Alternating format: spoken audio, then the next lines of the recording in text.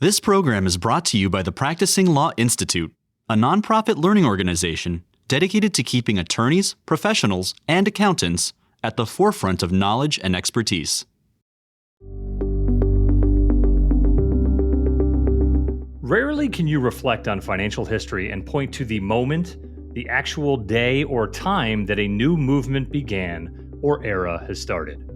When it comes to cryptocurrency, most point to the release of the white paper titled Bitcoin, a Peer-to-Peer Electronic Cash System, published on October 31st in 2008 by the still unknown author or authors, the pseudonymous Satoshi Nakamoto. Much has changed in the world of crypto and finance since 2008, much of which we've discussed on past episodes of the inSecurities podcast. Today, we look to reflect on more recent times in the crypto space with author Zeke Faux. His recent book, Number Go Up, outlines his journey of investigative journalism into some of crypto's weirder and wilder environments. To highlight my favorite passage from his book as follows, quote, "I couldn't believe that every day people sent millions of perfectly good US dollars to the Inspector Gadget creator's Bahamian bank in exchange for digital tokens conjured by the Mighty Ducks guy and run by executives who were targets of a US criminal investigation," end quote. We look to pull back from crypto and hear more about Zeke's work as an investigative journalist, his assignment and travels that led to Number Go Up, and his thoughts on the financial industry today on inSecurities.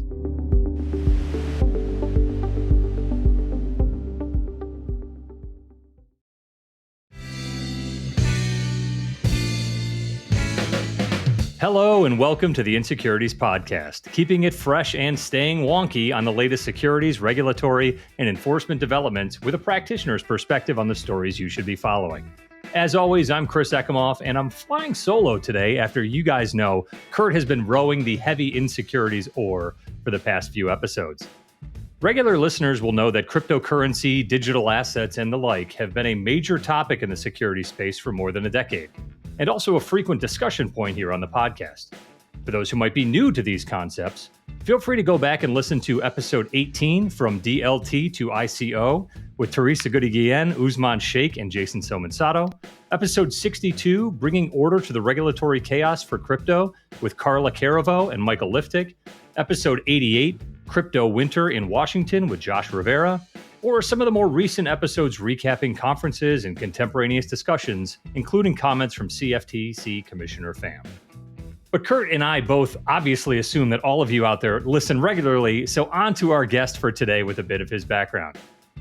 Zeke Faux is an investigative reporter for Bloomberg Businessweek and Bloomberg News, and a former national fellow at New America. He's a winner of the Gerald Loeb Award and the American Bar Association Silver Gavel Award, and a National Magazine Award finalist. His work has also appeared in New York Magazine and the anthologies The Year's Best Sports Writing and The Best Business Writing. The book Number Go Up has made the Best Book of the Year lists at the Washington Post and the Financial Times, as well as this tiny internet bookseller you may have heard of called Amazon. Furthermore, the book Number Go Up was actually featured as an exhibit in the trial of a certain crypto exchange CEO, which we'll discuss today with Zeke. Zeke, welcome to inSecurities. Thanks a lot, Chris. Great to be here.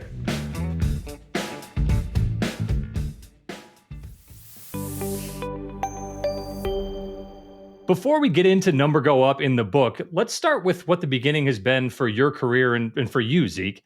How did you get involved in investigative journalism? Was this a passion of you since you were young, or did you find yourself kind of falling into this through other avenues? So I always loved storytelling. And as a teenager, I read books like John Krakauer's Into Thin Air about a disastrous expedition up Mount Everest, or Ben Mesrich Bringing Down the House about the MIT blackjack team that learned how to beat the casinos for millions of dollars. Right. But I don't think I ever thought that I could write something like that. I didn't set out to do that. But I didn't even really know how to go about it. And so I got into journalism because I'm kind of a practical person, and this was a career where there were jobs and I could get one. And it turned out that the place where there are the most jobs in journalism is actually business journalism. And I found myself writing about topics like corporate bonds or interest rates or structured notes, and which keep a lot of lawyers employed. Good That's good right. topics. And but I found myself gravitating towards the shady side of Wall Street. It just wasn't my thing to meet with investment bankers and hear about their new bond offerings or their rivalries with other banks.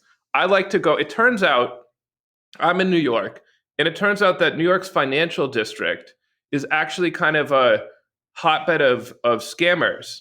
And right by the stock exchange. You might think that this is where like the big Wall Street banks are. But they've all moved to Midtown. It's actually like a very low rent district. And there are these towers that are just filled with office after office of like boiler room operators, crooked lawyers, essentially loan sharks. And I wrote one story about one boiler room and kind of got hooked. I met all of these guys. These are the guys that like they may have even worked in the office that you saw on The Wolf of Wall Street. And now they're still kind of doing it. And they're calling people up and being like, hey, man, I'm sitting right next to I'm right across. I can see the stock exchange across from my window. This is a hot tip for you. You got to get in on this, new penny stock. And so I spent years writing stories about people on this side of Wall Street. And my specialty was I like to get them to talk to me and to tell their stories. And it's not that I'm going to pull my punches. Like I still want to write about what they're doing and show the details of how it works. But I sort of love a good trick. And if someone's figured out like this cool loophole and made a lot of money from it, I like to write about that person, how they came up with it, and show how that loophole works. And if that results, as it often does, in the SEC looking into it, or the loophole being closed by lawmakers, or something like that, I mean, all the better. But I want to have some fun with it first and tell the story of the person who came up with the loophole. So I had a lot of people told me once crypto started coming along that this would be a great topic for me, that I should investigate crypto. But I didn't really want to. I felt like it didn't have the same appeal as the stuff that I like to investigate. Like one of my favorite things I ever investigated was called death spiral financing or toxic convertibles.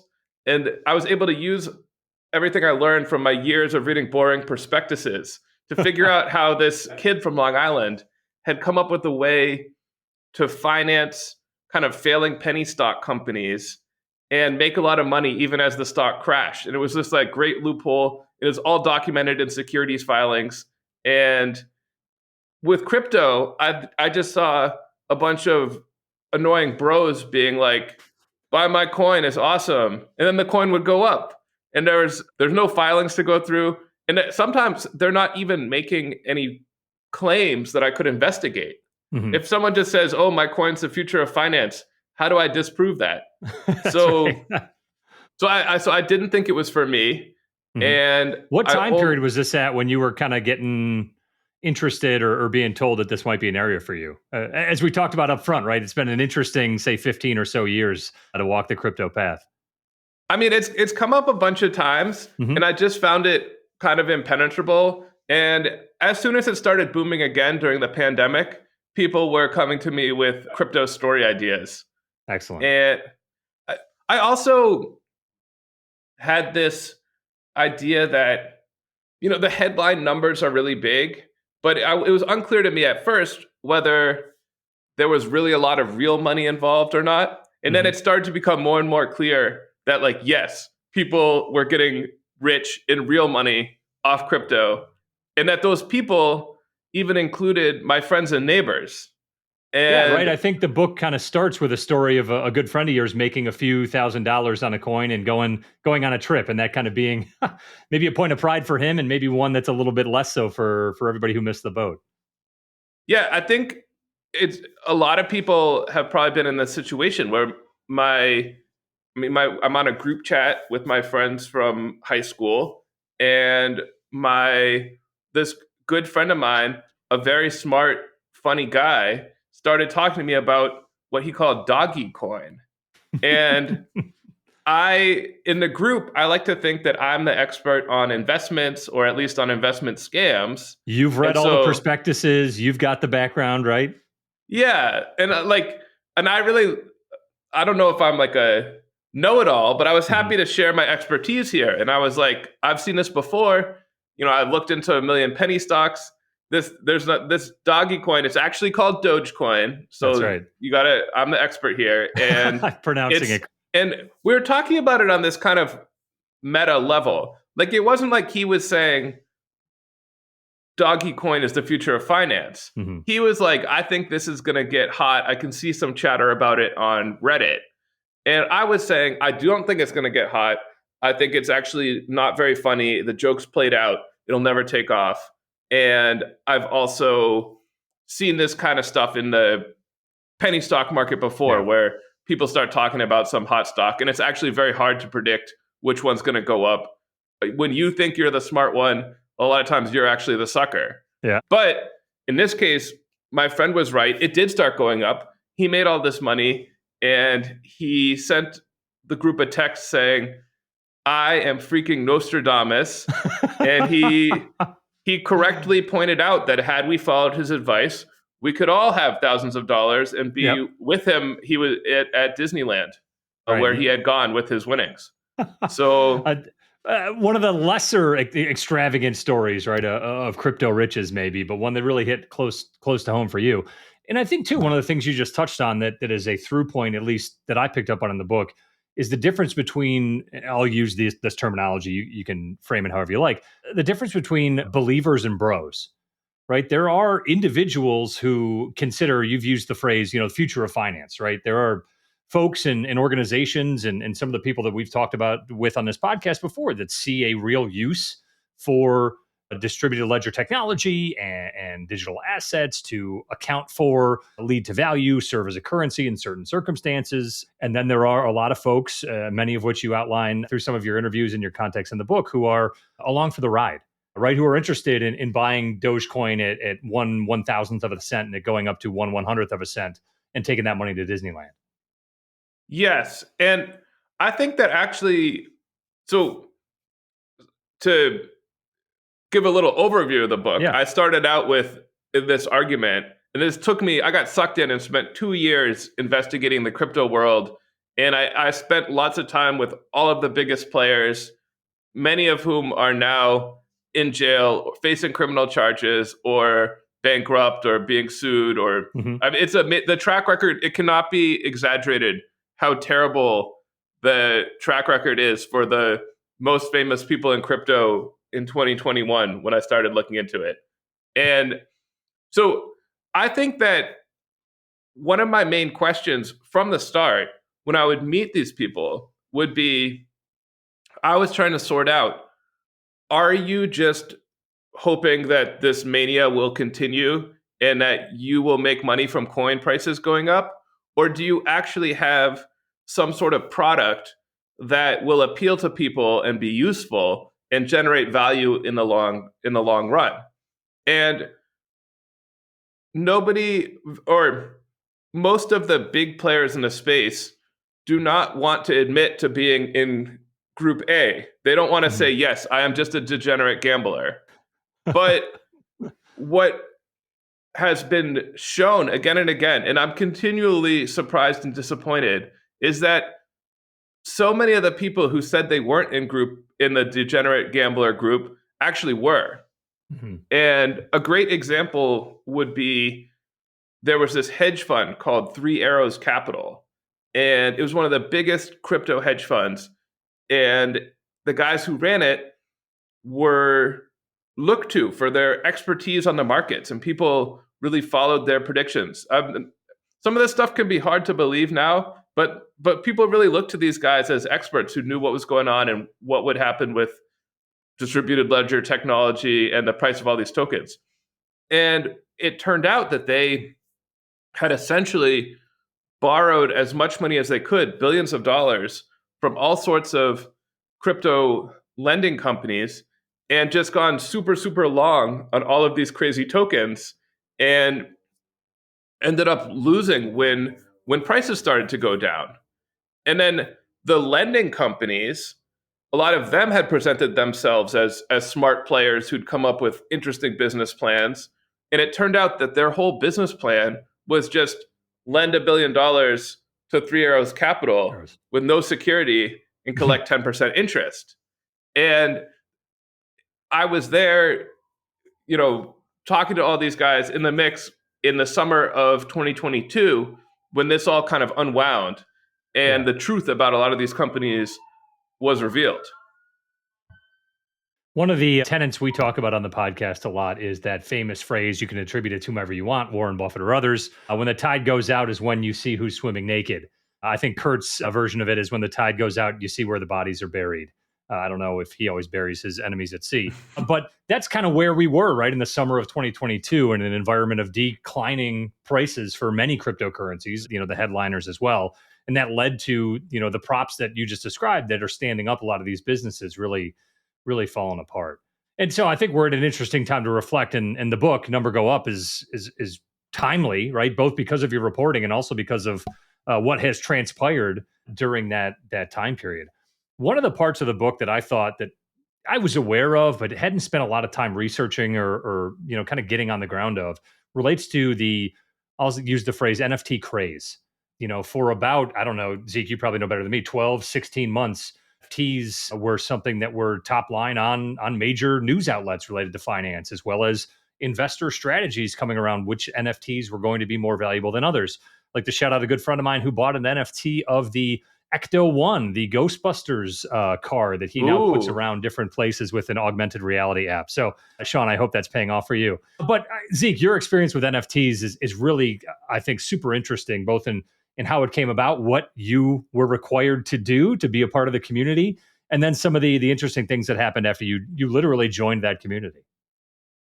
Yes. So I was in the Bahamas. I was at Sam Bankman-Fried's big conference celebrating his success, Crypto Bahamas, April 2022. And I was meeting a lot of guys who'd made a lot of money on crypto.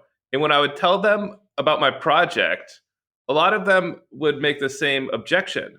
They'd say, how can you write about crypto when you don't own any crypto? What do you know about crypto? And I would tell them, listen, most people, like people who write biographies of the president, they're usually not the president themselves. Like there's something like sports writers, most of them couldn't hit a fastball. This is pretty normal. But they got to me. And I was trying to go to this one party for something called, what was it? Ape Fest? It's pre-Ape Fest. Pre-Ape Fest, gotcha. Okay, yeah, sorry. Let me just, can this be one of these rewind moments? You got it, yeah. We'll start it over. So, at Crypto Bahamas, there was a party for something called Solana Monkey Business. And this Solana Monkey Business was an NFT that lived on the Solana blockchain. And it looked kind of like a monkey that would have been like an enemy in Mario Brothers for NES. It was like a little pixelated monkey head. And I said, can I come to your party and write about it? A lot of people would invite a journalist, get more attention, help the value of the pixelated monkey heads. But this person said, no, you must buy one. This is only for members of the Solana Monkey Business Club. And to get one of these Monkey Business Club heads cost $25,000. And what the guy said though was that if you don't have money at stake and if you don't experience the highs and lows, you don't really know what cryptocurrency is all about. And I started to think, because I'd spent like a year trying to figure out what the point of this all was, and I was having trouble. And I was thinking, maybe this guy has a point. Maybe I should try it out. But I knew enough about crypto at this point to know that Solana Monkey Business was just a weak knockoff of a more popular NFT called Bored Ape Yacht Club. This was the one that all the celebrities had. You got Jimmy Fallon had Paris Hilton on his show, and they'd showed off their Bored Ape Yacht Clubs. And these were ugly cartoons of apes wearing silly shirts and hats. And it turned out that soon after my return from the Bahamas, the Bored Ape Yacht Club was hosting Ape Fest, a week-long party only for ape owners in New York, very convenient for me. But there was a problem, which was that the cheapest Bored Apes cost around $500,000 at the time. And like, if you didn't look into this, I just want to explain what you get for $500,000. So this is like a pretty ugly cartoon that doesn't distinguish itself that much. There are 10,000 of them. They all look kind of the same, but with different hats and stuff, different color backgrounds. So if you pay $500,000, then it's not that like this cartoon will live on your computer and no one else can see it. It's still on the internet for all to see. Anyone can look at it or download it to their computer. But on the blockchain, which is like this big database, it will be recorded that you are the owner of this cartoon. So, and like, that's it. That's what you get. You just get to tell people that you're the owner. So after researching this a bit, I found out that you could still go to the party if you had a mutant ape. This is like an ape derivative. And in the ape lore, the Bored Apes drank some sort of potion and then it melted their skin and they became very ugly. They looked like they had survived a nuclear holocaust or something like that. And these Bored Apes, the cheapest ones, are mutant apes, the cheapest ones were $40,000 and it still got you in. And I'd gotten in advance to write the book. And I was like, you know what? This is like the most elite NFT party. If there's something to crypto, maybe it'll be in this party. I got to see it. I'm buying one of these. And also, I mean, I'm thinking, look, people do buy and sell them all day. I will be able to sell it afterwards. And I'll probably lose some money due to transaction costs, but not that much. And I'll be okay. So after a very awkward conversation with my wife, who said, "All right, go ahead."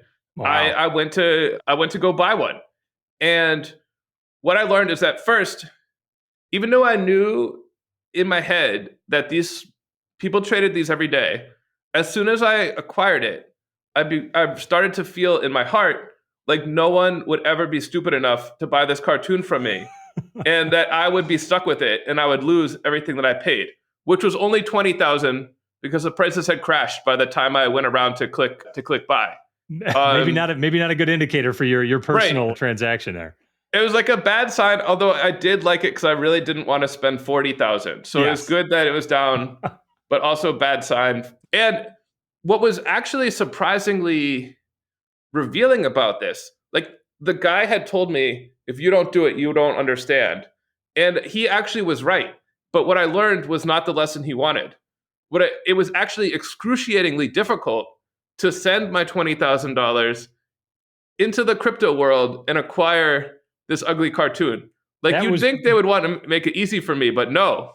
That was one of my favorite parts of the book. And for those of you who have not read it, I would encourage you, if you have not bought and sold NFTs or crypto on your own, it is a great kind of rundown. Literally the point and click of how to purchase a melting face ape, which may not sound like a lot now, but like we talked about, was definitely a hot button issue a year or two ago. Yeah, it was a bit, I don't know how I feel about this. I mean, at another point in the book, I go to I get to talk myself my way into Sam Bankman-Fried's house just before he got arrested. But a lot of people's favorite part of the book is just like a very detailed description of me clicking different places to buy this mutant ape. That tutorial is very helpful for all the steps you need. Yeah, just like a short version of this, is that which this was all news to me, even though I'd spent a year looking into crypto, and I knew it would be kind of annoying. It was just so much worse than I thought. Your ape will live in a browser extension. So this is like you've got the box where you type the URL, then maybe you have the stop sign for ad block if you're like me. Then this, if you want to do crypto, you get a new one that's a picture of a fox head, and the ape's going to go in there. And in order to, when you install the fox head, they make you watch a video. And the video is like, because a lot of people have complaints about their apes getting lost. This is a real problem or stolen. And the fox head people know about this. So they're like, watch this video. And the video says, you got to write down your password. Don't write down your password. That would be bad because someone might find it and steal your $20,000 ape. Engrave your password onto a metal plate and bury this in your backyard. And this will be how you keep your ape safe. I did not do that. But yeah, and then I when I got to the Ape Fest, I realized yet another problem with this whole NFT concept, which is that you buy these to be cool, right? But to my friends who did not have them, buying an ape did not make me cool. They were all like, did you get hacked? What's wrong with you? Why would you spend $20,000 on, like when I texted them, they're like, is this still you? Yeah. Are you like, what's wrong? And my mom was like, my mom just sent me back I sent her a picture of the ape and she just sent it back. And she was like, in what way do you own this ape? I have it on my phone too. And I was like, Mom, check the blockchain. But she didn't. I don't know how advanced your mom is in crypto investigation, but I'm guessing she did not find your line related to that mutant. She didn't care. And then you get to Ape Fest, everybody's got apes. So I wasn't cool there either. In fact, I was a loser there because I'd only spent $20,000 and a lot of people had $1 million apes. And nobody really wanted to see my ape. Even I did see Snoop there, Eminem, and I was able to confront Jimmy Fallon about his endorsement of the Bored Apes.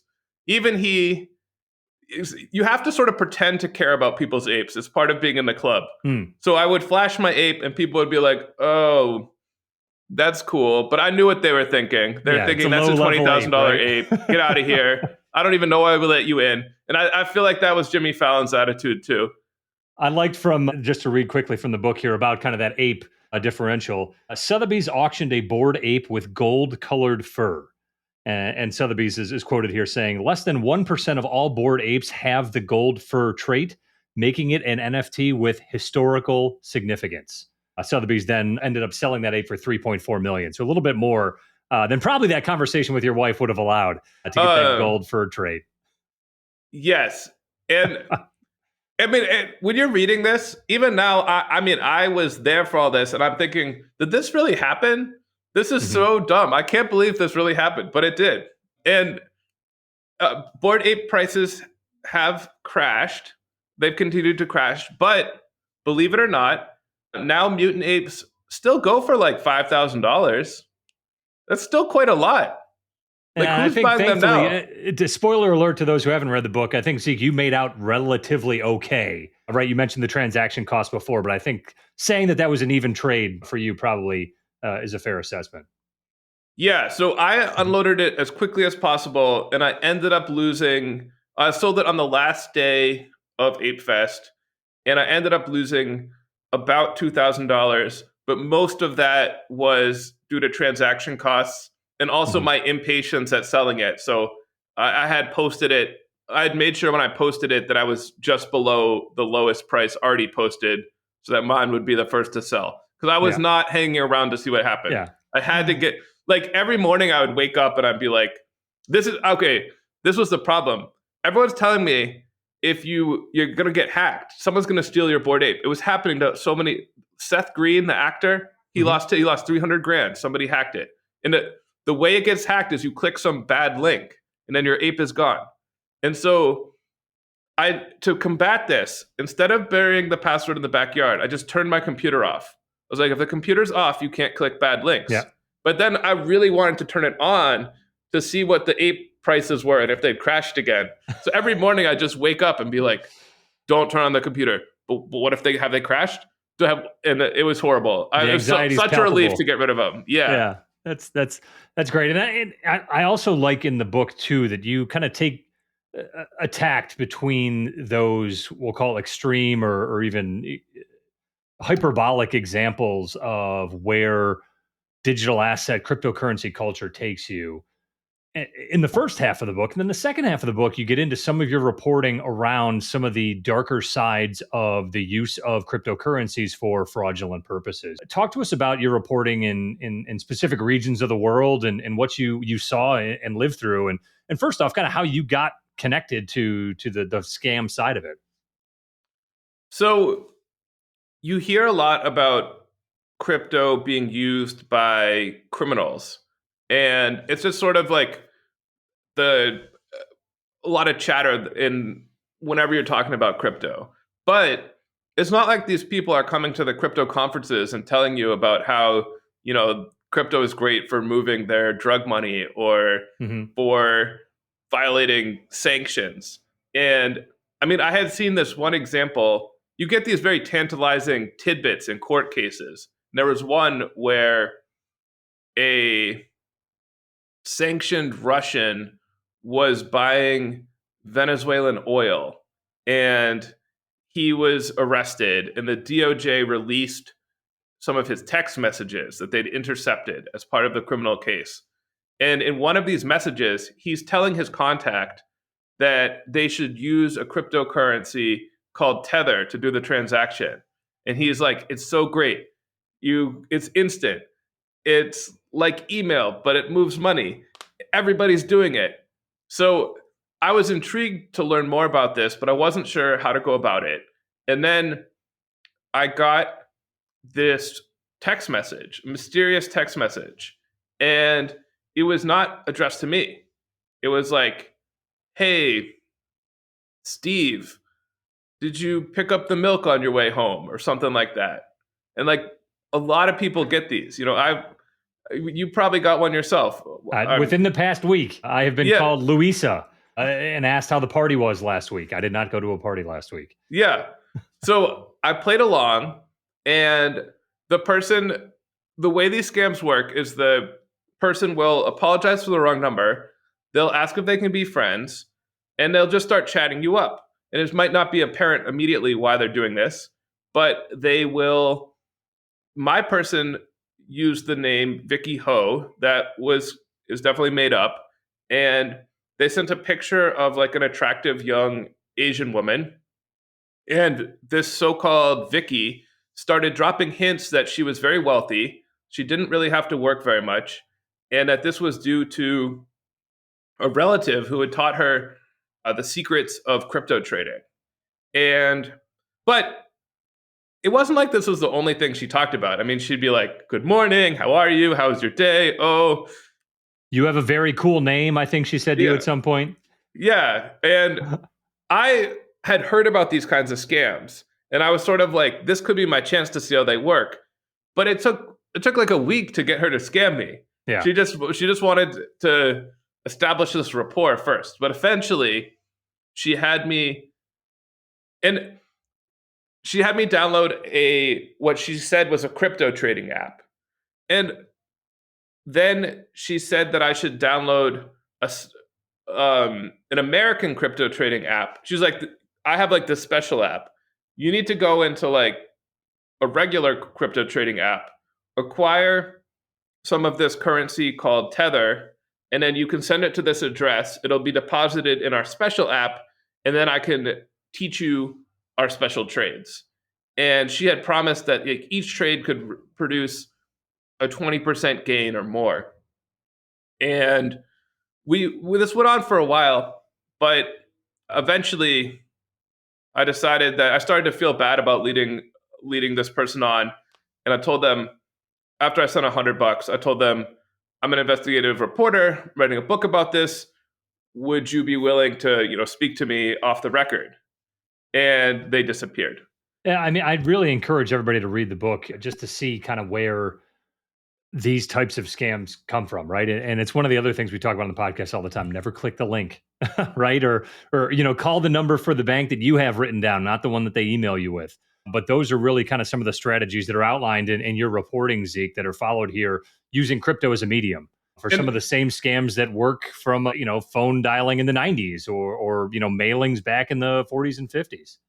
yeah, and what makes crypto so great for this? Because crypto people will point that out and say, this isn't crypto's fault. These scams have been around forever, which is true. But try sending a wire transfer to a Chinese gangster in Cambodia. Like, how many times are you going to be able to do that before Bank of America calls you and is like, are you sure you want to do this? I mean, it's going to be that they'll call you the first time. They'll warn you about it.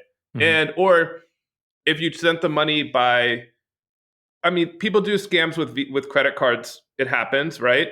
But there's chargebacks. The scammer would have to have a merchant account opened under false pretenses, and that merchant account would get flagged for the high volume of fraud.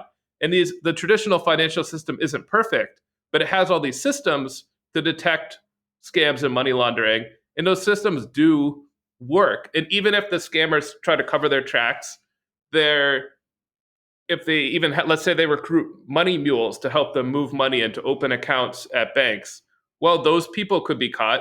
They could be arrested, and they could provide information about the scammers. With crypto, there's no need for any of that. When I sent my 100 tethers to Vicky, made up Vicky Ho, yeah. I mean, it was just like Zap. I didn't have to know their real name. I didn't have to provide my name. It's instant. My $100 just went from me to, I had reason to believe they're in Cambodia. It went right over there instantly with no refunds. So, like, yes, these scams existed before crypto.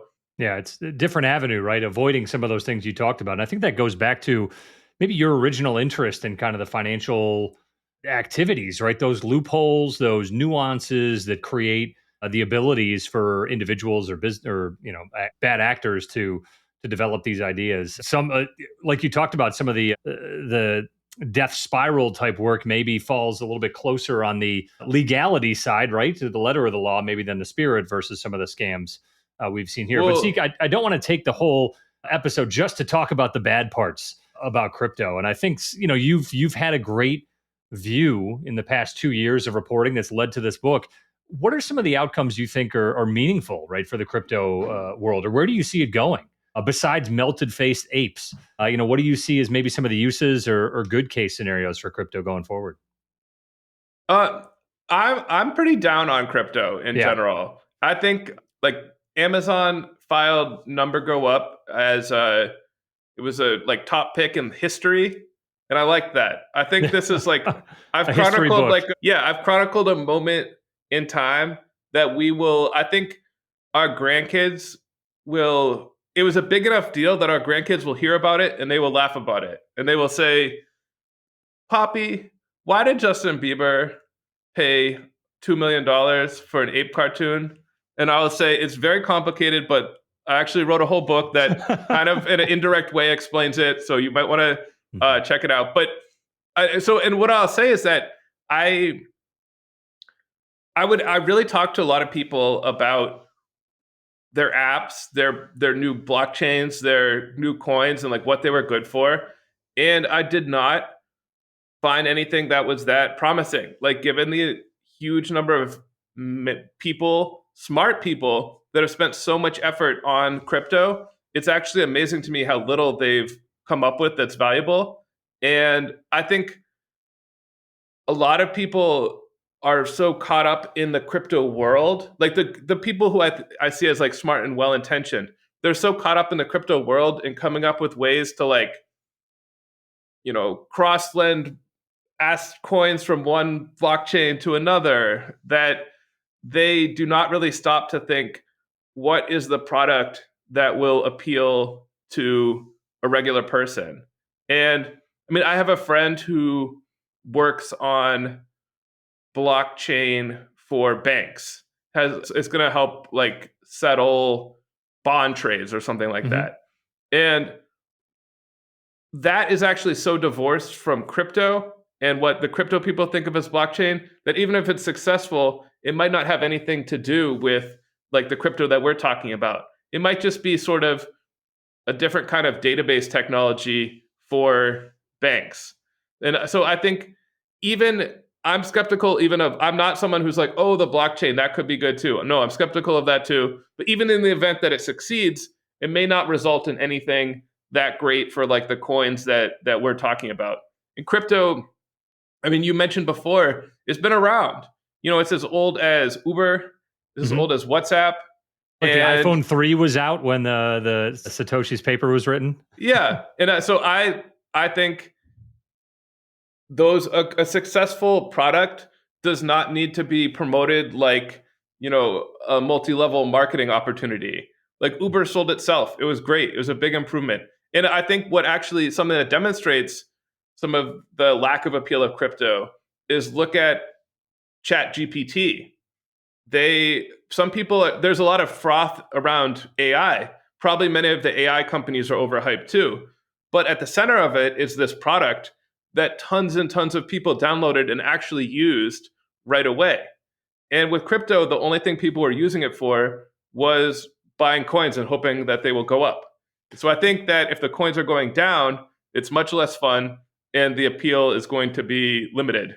Well, I think you hit the nail on the head too when you talk about fun and appeal. Your reference to your friend, there's nothing more boring than a database for a bank, right? If that's the the end use, we're missing out on the kind of the sex appeal that maybe has drawn a lot of attention and conversation around it. So, but time will tell, right? I hope that you do get to have Poppy's, corner and talk about some of the reporting you've done with your grandkids down the road. And I know we'll be following your reporting, ongoing, right? This is a story that I'm sure is going to continue to develop and our listeners will continue to be interested in. So, yeah, thank you. And I mean, I should say, like, even after all this, coin prices in the last month or so going back up, Yep.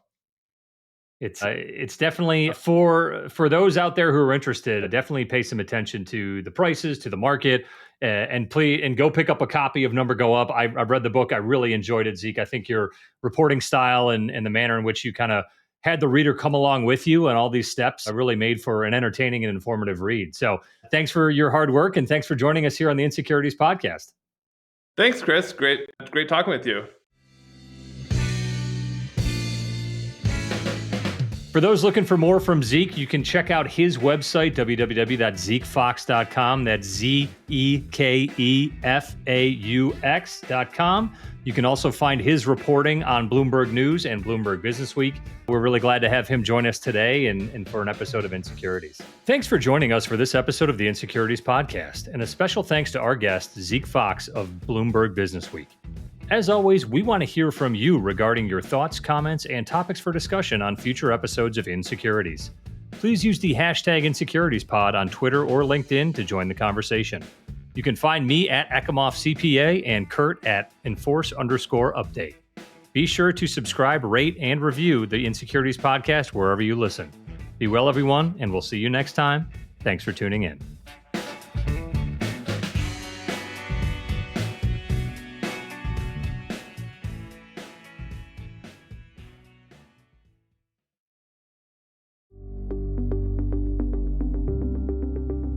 Thanks for listening to inSecurities, a podcast from PLI, the Practicing Law Institute. PLI is a nonprofit provider of authoritative professional services training and continuing education. In an increasingly complex business environment where intricate corporate structures reign, inSecurities can help you make sense of it all. A special thanks goes to the producer of inSecurities, Daniel Peinitz, as well as hosts Chris Ecomoff and Kurt Wolf. For more information about PLI's SEC Institute, or to view hundreds of hours of fresh and relevant on-demand programming covering changes within the securities sector, visit pli.edu/membership and sign up for a privileged membership.